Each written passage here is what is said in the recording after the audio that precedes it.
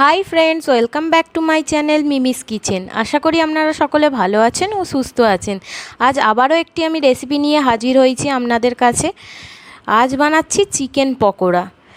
নরম জুসি মুচমুচে মজাদার স্ন্যাক্স, সস দিয়ে ডুবিয়ে খেতে তো দারুণ লাগে সন্ধ্যাবেলায়, আবার বৃষ্টি হলে তো কথাই নেই। কিভাবে বানাচ্ছি দেখে নিন। প্রথমেই লাগছে বোনলেস চিকেন, পেঁয়াজ বাটা, টক দই, আদা বাটা, রসুন, কাঁচা লঙ্কা বাটা, নুন, লঙ্কার গুঁড়ো, হলুদ গুঁড়ো, গোলমরিচ গুঁড়ো, red chilli powder, soya sauce, tomato sauce, ডিম, কর্নফ্লাওয়ার, কিছুটা ময়দা আর ধনে পাতা ও কারি পাতা কুচি। এবার আমি মাংসটা ম্যারিনেট করে নেব। প্রথমেই দিয়ে দেবো পেঁয়াজ বাটা, তারপর রসুন বাটা, কাঁচা লঙ্কা বাটা দিয়ে দিলাম, তারপর দিয়ে দিলাম আদা বাটা, তারপর দিয়ে দিচ্ছি টক দই, তারপর দেবো সামান্য নুন, তারপরে দিয়ে দেবো সামান্য হলুদ, সামান্য লঙ্কার গুঁড়ো দিয়ে দিচ্ছি, তারপরে দিচ্ছি গোলমরিচের গুঁড়ো, এরপর দিচ্ছি আমি কাশ্মীরি লঙ্কার গুঁড়ো কিছুটা, দিয়ে দিচ্ছি সোয়া সস সামান্য, এরপর আমি দিচ্ছি টমেটো সস,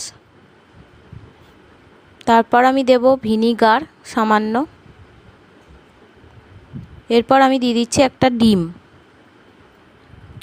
তারপর আমি দিচ্ছি সামান্য কর্নফ্লাওয়ার ও সামান্য ময়দা দিয়ে এবার আমি ভালো করে এটাকে মিক্সিং করে মাখিয়ে নেব মশলাটা মাংসর সাথে।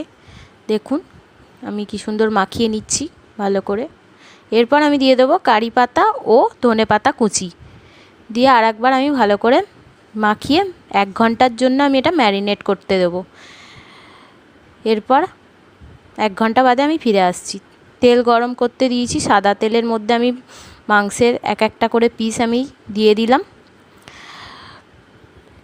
গরম তেলের মধ্যে এক পিঠ প্রায় ভাজা হয়ে এলে আবার আরেক পিঠ আমি উল্টে দিচ্ছি, দিয়ে ভালো করে নেড়ে চেড়ে আমি ভেজে নিচ্ছি যতক্ষণ না লাল রং আসছে ততক্ষণ আমি ভাজবো মাংসটাকে।